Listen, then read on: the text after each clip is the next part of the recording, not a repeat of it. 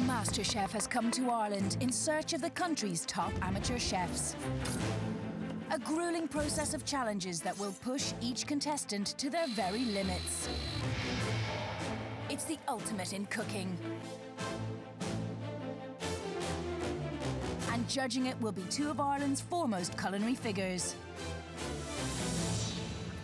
Michelin star chef Dylan McGrath. It'll be really interesting to see what sort of talent is out there.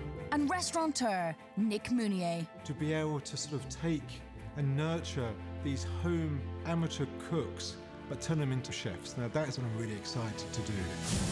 From over 1,000 applications, 9 great chefs remain. Halfway through the competition, and the stakes have never been higher. I'm here to win. I'm sure everybody else is. I would love to win it. I don't think I'd be happy going out at any point, really. Some have conquered. I think it's wonderful. I really do. I really love it. Some have failed. I'm not gonna stop cooking. I'm gonna keep cooking and cooking and cooking. All have battled for their lives. It's a minute to plate it up. A minute. In the quest for the MasterChef Ireland title and the chance to win €25,000 in prize money. They have cooked for the experts. A hake died for no reason today. Tasted of boiled turnip. They have experienced fine dining. Now get the sea ocean now. Okay, I want it now. Now. Now. All to keep their hands on their MasterChef aprons. But tonight, only 8 will remain. Who will be next to return their apron and end their MasterChef dream?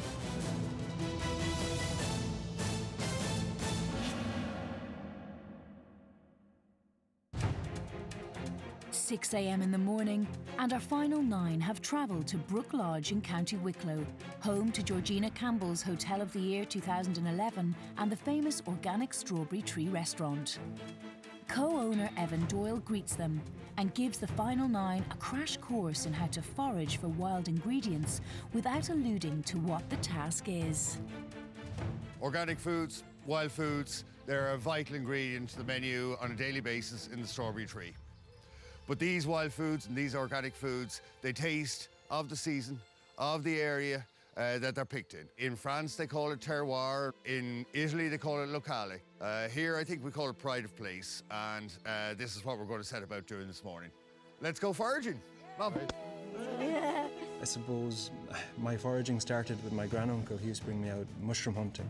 So we used to go into the field next door to my grandmother's and we used to go and find mushrooms. And from that then, I suppose, making elderflower cargil, making sloe gin. It's a wonderful tradition. You can find stuff that's not off the shelf and it's really tasty.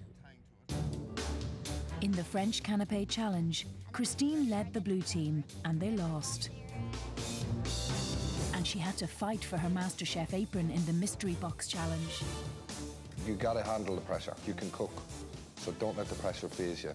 This is such an amazing opportunity. I just feel like I now am in my element. This is my personality in full bloom and this is exactly who I am. And what you see is my full heart going into everything I'm doing in my tasks and challenges. I really do want to make a career out of this and this is kind of my chance to make that change, you know.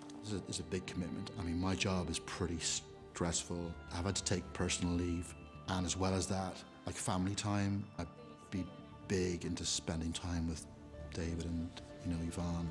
Wanted a child for maybe 5 or 6 years that we were trying.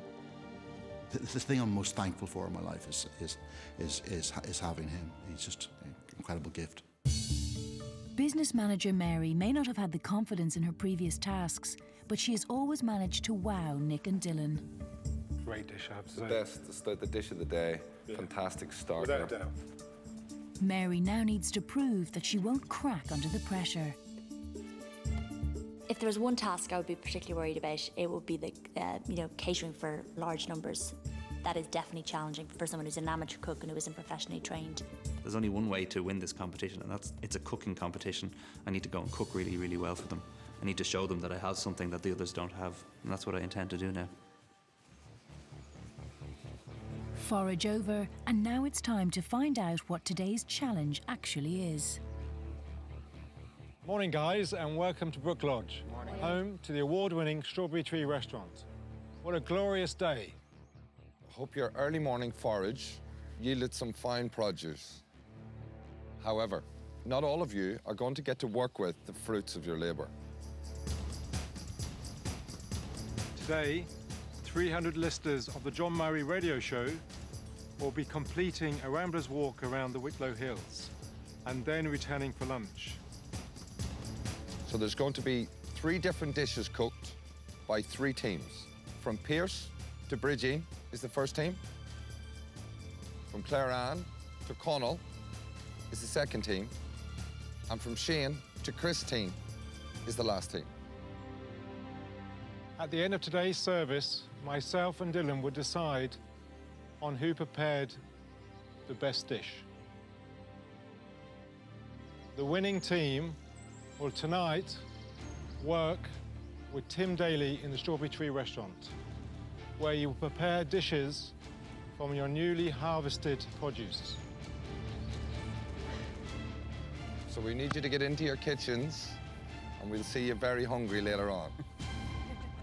Certainly never cooked for anywhere near 300 people before, so it's a serious challenge, and yeah, the pressure's going to be on. Of course I want to win. I think everybody in there is desperate to win. Everybody wants the opportunity to cook with the guys tonight. Ladies and gentlemen, you're very welcome to the 6th outing of the John Murray Show Walking Club.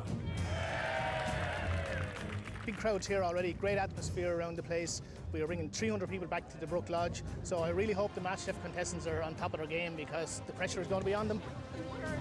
It's going to be exciting to see, and I can just picture the excitement in the kitchen, and we'll all come in starving and they'll have to feed us really well.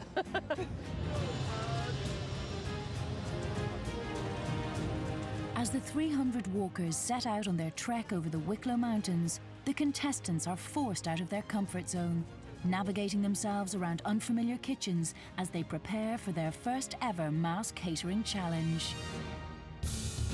How are you? Hello, good morning. How are you? Christine, Mike and Shane are preparing the beef dish. They will cook a turf-roasted sirloin of beef with a wild mushroom sauce, accompanied by roasted root vegetables and a rosti. They will be supervised by Jeff, who will enforce the high standards of the hotel. And then you're going to be putting this into deep trays. They're going to be lined with turf, and then turf is going to be packed over the top of it. So you're slow roasting it in turf. Yeah. It gives it a real nice earthy flavour. So that's your major job today. Okay. That has to be done fairly quickly. Okay. How many of this size do we need? You're going to do 10. So we need to cut, bone, roll 10. Yeah. Oh my God. Okay. Okay, Brilliant. fab. Yeah, brilliant. The fish course is being made by Pierce, Bridgeen and Mary. They will bake wild hake with a crab and dillis crust. The sauce is a velvet crab cream, and all that is served with summer vegetables and baby new potatoes. Chef James will be on hand to guide them through all that they will have to do. Really, we just have to have the preparation there, because for us, we're going to have to do everything last minute. The fish only takes 6 to 10 minutes to cook. The fish team must quickly come to terms with the 80 kilos of hake they have to descale, fillet, pin bone, portion, season and tray up, as well as their vegetable accompaniment. Basically, if they don't stay close enough to the rib bone there, just on top there, see what I have here? I've actually made a little mistake myself. You know, I'm going to lose a little bit of fish, and if you don't stay as close to the bones, you're going to lose more fish. That means the portions are going to have to get... We're going to get less portion, more work, and yeah, more waste, and less portions, basically, you know. Brook Lodge head chef Tim will be in charge of the pork team, who are making a porchetta of pork loin, crispy coppa, roasted butternut squash and potato cakes made with wild nettle champ. They will have to make portions for 150 people, and to do so must debone 8 loins of pork. We're going to take it off the bone, we're going to season it up, tie it up, and we're going to cook it in our rotisserie there today, okay? Nice and slowly.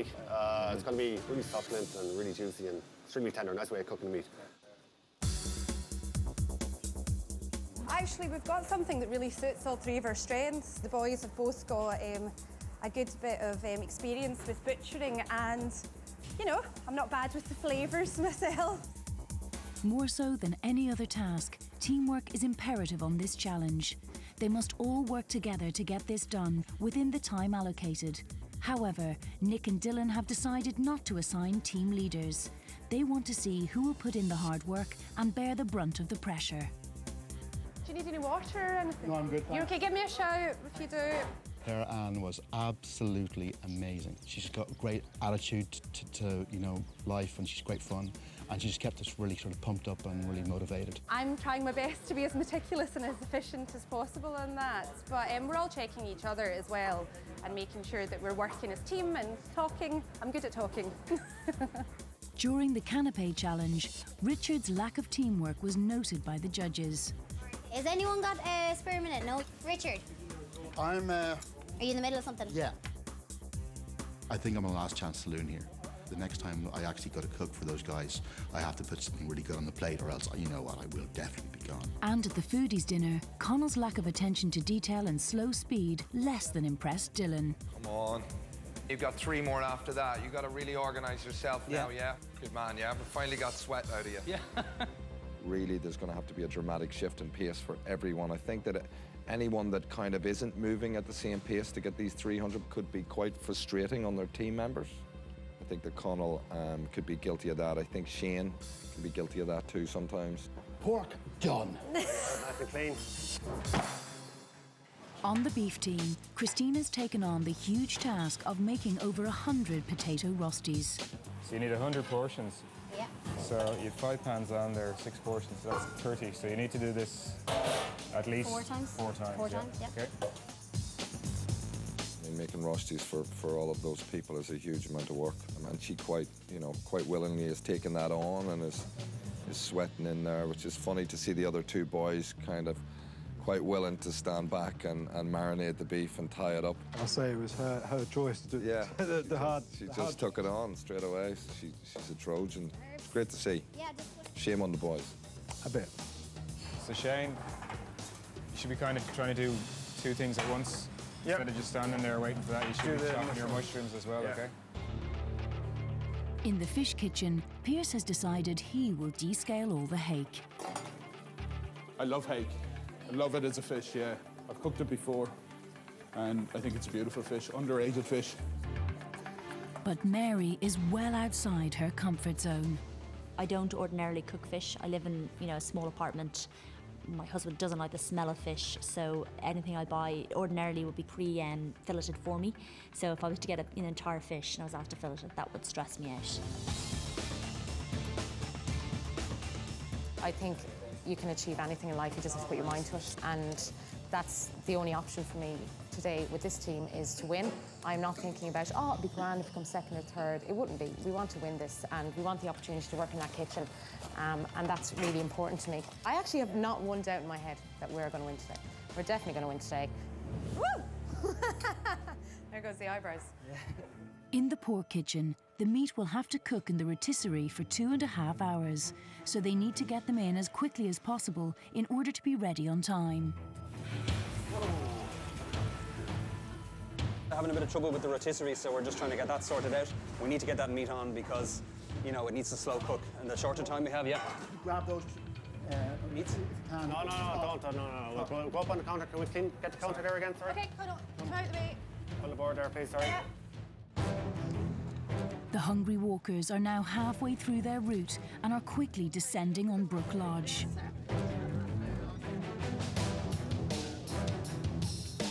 I work as an assistant in a farmer's market stall down in Cork, so maybe not 300 people, but I've doled out curry and rice to at least, 120 in a day, so knowing quantities to feed people is something that I do have a little bit of experience with. It's a big order, we've got a lot to do. We've got 300 people to feed. Question is, it's one thing feeding people, it's quite another thing feeding people with really, really good food, and that's what we're trying to do at the moment.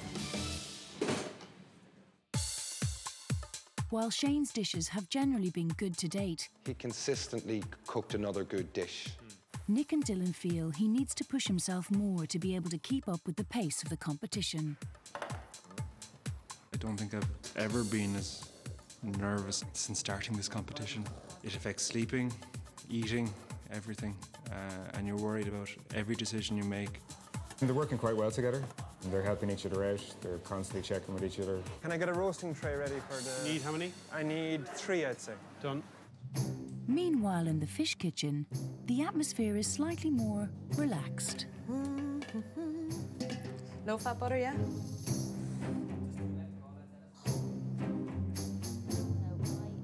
look, they're twins. Oh, can join twins. Maybe a little bit too much chatting, and we can push them a little bit more further, and they get their figure out. They should be grand, like. Last time I was flirting terribly with the head chef, so if I start flirting with you, it's just a win. I'm looking forward to cooking in the restaurant tonight. How long has it taken you on a fish so far? It's taking me about 5 minutes per fish, I'd say. Okay, so you're hoping to get quicker? Yeah, I'm trying to get quicker, but I'm also trying not to waste a fish. So I'm trying to be... So you're hoping by the last one you're going to be like 2.5 minutes? Yeah, that's what I'm hoping for. Pin-boned as well, exactly. Yeah? At the moment, they all seem very controlled. They're all doing their own little jobs. Very slowish, I think, at the moment. I think Mary's just very kind of intricate, and you know, that's quite Mary, quite methodical and very careful, and that's all very good. It's just that there's 300 people en route. So I think we're coming up to 11 o'clock there, guys. We really need to get the fish out of the way now by 1:15 and clean down and start portioning the fish and getting it into trays. Still a lot of work to do. Yeah? Yes, James? Yes, Chef. Absolutely not. We're not worried about a thing. Pressures for tyres. The pork team are making potato cakes with the wild nettle that they foraged earlier this morning. Okay, I've made 16 so far. I got 110 more to do, so I could be here for some time. I would gladly never see a squash again, considering it's very similar in colour to me. We could be blending on camera now. And with less than half an hour before the walkers arrive, Christine has had a major setback with her 100 Rosties. She's already had to start a few again because she got a little bit of ahead of herself and the potatoes went black. Yeah, well, time is getting quite tight now, so the pressure's obviously building. We're trying to finish the potato cakes. The pork is good. We're just letting that rest now. We need to finish off the butternut squash, so time is getting very tight now, yeah. The fish is nearly done, Pierce, yeah? Yeah, we're getting there. I'd say another 10 minutes. Yeah, Chef. we'd like it done in 10 minutes, Pierce, because I really think we have to clean down and season it up now. For the service, both the beef and the pork team will relocate into the fish team's kitchen. And during service, all teams will work from the same kitchen. Is it really 10 minutes till they come?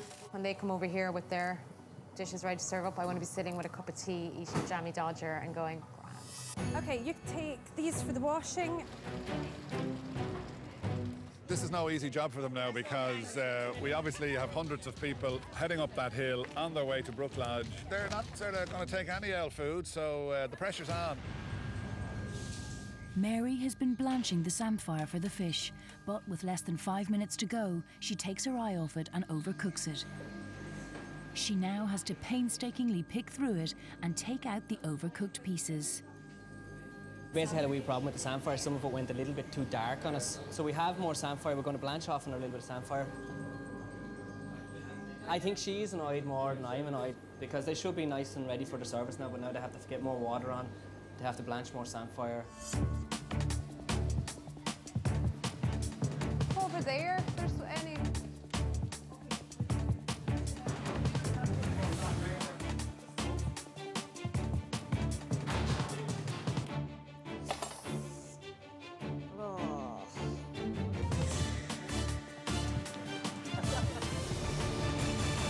Mary, I can continue on the courgettes, don't worry. While Bridgine takes on finishing the courgettes, the pork team are already on the pass perfecting their serving technique. Potatoes and squash. Okay, I'm going to pass it back to Richard. To be honest, I actually wasn't that worried today at all for some reason. I felt, you know, actually in control of the situation. That's a first for me on MasterChef, I tell you. Cooking 150 of their dishes is only half the battle. They now need to serve over 300 people plates of hot food. Coming up in part 2. Didn't prepare enough courgettes for 100 dishes. Give me 3 minutes for roast. I don't have 3 minutes. Hot. Oh, fair MasterChef.